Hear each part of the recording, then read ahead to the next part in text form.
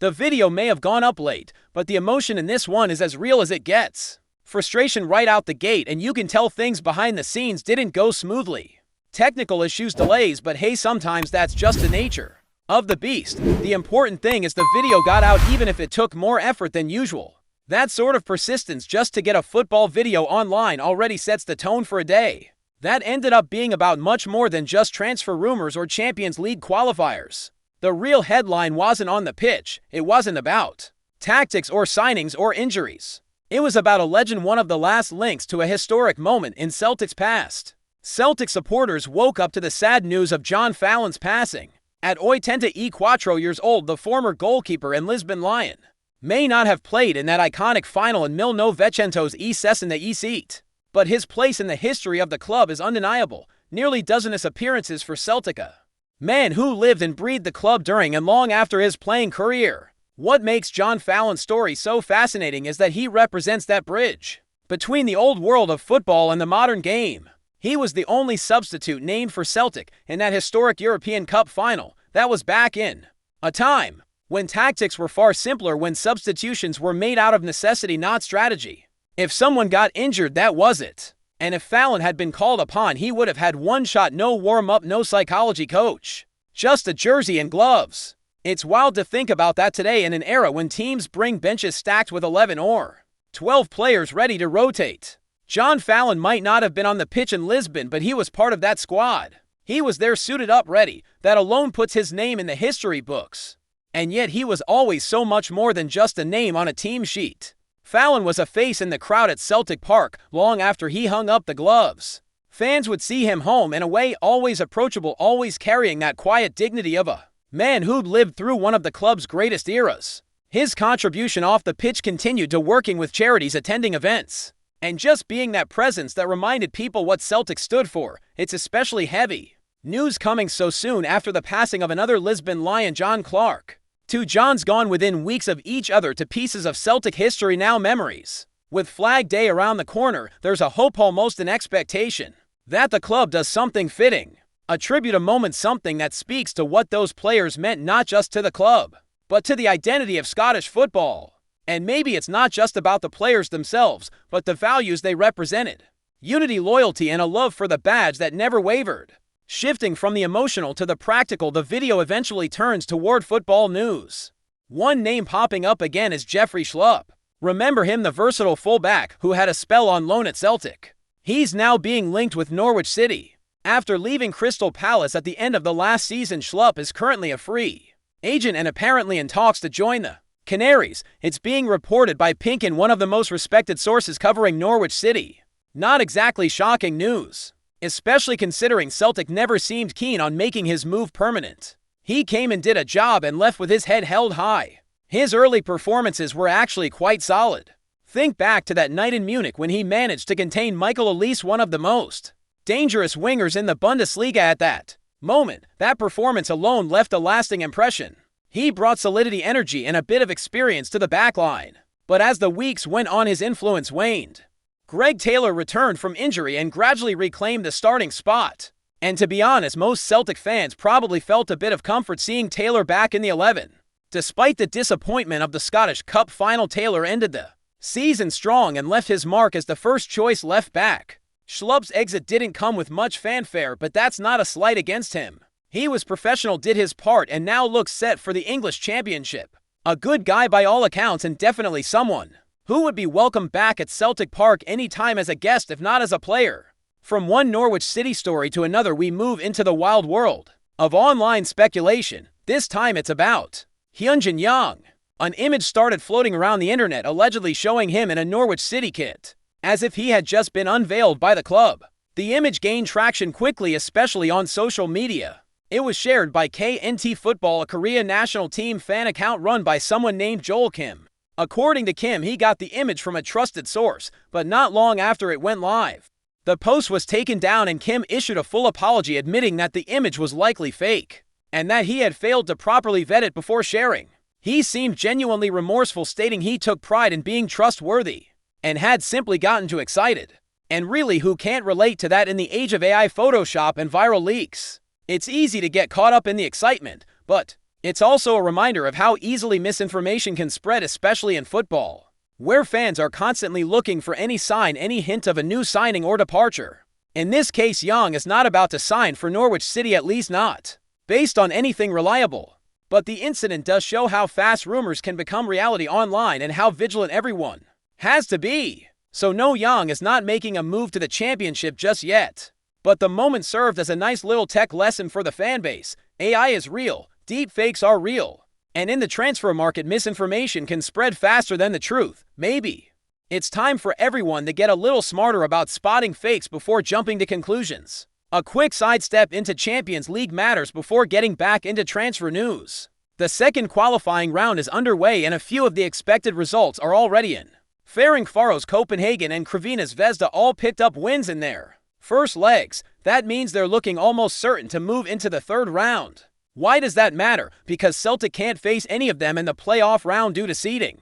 Even the teams they beat to get there would still be seeded. So it narrows down the pool of potential opponents. The Champions League playoff draw is always a bit of a strategic headache. It's May before the third qualifying round is played, so teams have to plan for multiple scenarios. But after looking at the matchups and results, there's a growing sense of who might be waiting. One name that just keeps popping into the mind almost like a gut feeling is Basel. The Swiss club have been floating around the periphery of European competition for years, and something just feels like they're going to be the team Celtic end up facing. Basel have quality, they're organized, they're not seeded, and it would be a proper test in a high-stakes environment. With Albi and Ajeti still linked to that club, and a history between the two sides, maybe there's a narrative forming. If fans want to scout Basel ahead of time, now might be a good moment to use a VPN and dive into their recent matches. Virtual private networks let you browse as if you were in Switzerland, access local broadcasts, and get a feel for what Celtic could be up against. It's a simple tool, but in the modern football landscape where knowledge is power, it can give you that edge. But now let's go deeper into what fans really care about potential signings. One name dominating the conversation is Jakob Breum, a Denmark under-21 international currently playing for Go Ahead Eagles in the Dutch Eredivisie. The player is young, dynamic, and had a breakout season scoring goals from midfield for a side that isn't exactly known for dominating games. He was the Decimo Primero topscorer in the league last season. Impressive for someone not playing up front and doing it for a team that finished in Sétimo place. The interesting thing here is that this isn't a new story. The initial bid from Celtic reportedly came at the beginning of Julho. The Go Ahead Eagles sporting director Jan Willem van Dop commented back then that a foreign club had made an offer for Breum, but that they were very far apart in terms of valuation. That foreign club, according to sources, it was indeed Celtic. The bid cerca 10 de libras. The asking price something closer to 5 mil hues or 6 mil hues de euros. So we're not talking about pennies here, but still nothing outrageous for a club with tens of millions in the bank. The question is this still an active negotiation, or has Celtic already moved on to other targets? Because 3 weeks is an eternity in transfer windows. Things change quickly, players get offers elsewhere, clubs adjust their strategies. What's intriguing about Breum is the uncertainty about his role. Some describe him as a right-sided attacker, but based on the clips and analysis, he looks more like a central midfielder. He breaks through the middle, finds pockets of space, and has that instinct for arriving in the box at the right time. If he is a central player, then what does that mean for Celtic's current midfield options? Does this point to someone being sold? Is this a replacement being lined up quietly? Or is it just Celtic looking to add more firepower and versatility? The reality is we don't know yet, but what we do know is this: Breum is a legitimate talent. He brings goals, creativity, and a work rate that fits Celtic's philosophy. If the club truly wants him, the price tag shouldn't be a roadblock. Offer the money. Get the deal done. He's the kind of player you invest in, not just for the current season, but for the future. And just as a side note before wrapping up this chunk of news, young goalkeeper Josh Clark and Collier are both reportedly attracting interest from Partick Thistle. That would be a solid move for both players, offering them regular minutes at a competitive level. It's always encouraging to see younger talent linked with sensible loan moves or transfers that help them progress as the transfer window rolls on. It's hard not to feel that familiar mix of excitement and frustration that comes with every rumor, every failed negotiation, every close to agreement that never quite becomes official. Celtic supporters have seen this dance before. A player gets linked, the numbers seem manageable, there's optimism, and then silence. No updates, no confirmation, no announcement. Jakob Breum feels like one of those situations. A promising young attacking midfielder who clearly impressed last season, yet the club hesitates when it comes to meeting the asking price, and that's not just frustrating for fans, it's confusing. In a season where attacking depth is going to be crucial, especially with the demands of domestic trophies and a Champions League campaign going back and forth over a few £1 million, doesn't make a lot of sense. Celtic have money in the bank, the coffers are healthy, and the fans can see it. This isn't a mill and praying for a miracle. This is about making a competitive squad even stronger. If Breum is really on the short list, and it looks like he was at one point, then get it done. Otherwise, why even engage? Supporters aren't asking for 10 signings or outrageous wages. Just a little bit of urgency and clarity, and urgency is the key word because time is running out. The Champions League draw is fast approaching, and Celtic will soon need to lock in the squad that's going to fight for qualification. The margin for error in those 12-leg ties is razor thin. A single lapse, an injury to a key player, or a moment of magic from the opponent, and your whole season can take a hit. That's why signings now aren't just about long-term vision, they're about being ready right now. Players like Breum could be the difference between sneaking through a playoff or falling short and landing in the Europa League, where, let's face it, the financial upside and prestige are far lower. But if the deal's dead, then fair enough. Maybe the two clubs couldn't meet in the middle. But if that's the case, Celtic need to pivot and do it quickly. There's no point dragging this out while the player's value goes up or he gets snatched by a rival. Breum won't wait forever, and neither will the market. If it's not him, then bring someone else in. Someone with the same profile, creative, goal-scoring, under 23, hungry to make a name for himself.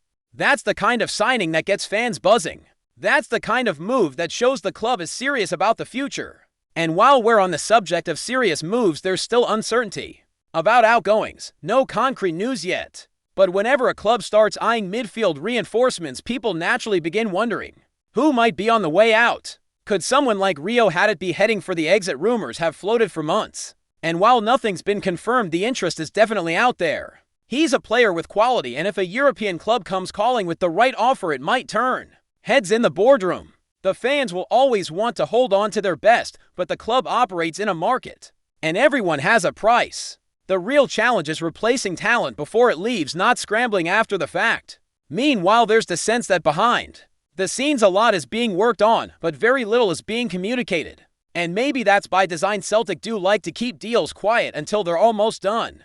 But from the outside, it can feel like a void. Fans want updates, even small ones. A statement of intent, a sign that work is being done to prepare for the challenges ahead.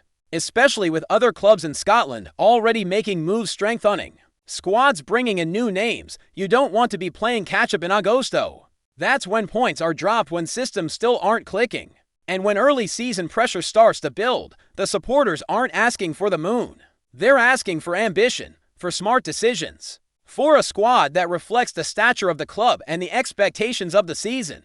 Domestic dominance is no longer enough. Europe matters now. The nights under the lights at Celtic Park against Europe's best, that's where this club belongs. And if it wants to be taken seriously on that stage, the recruitment has to match that ambition. A solid core is already in place, but there's clear room for improvement. Take the situation with the wide areas, for example. The departure of Jota last year left a creative hole that still hasn't been fully addressed.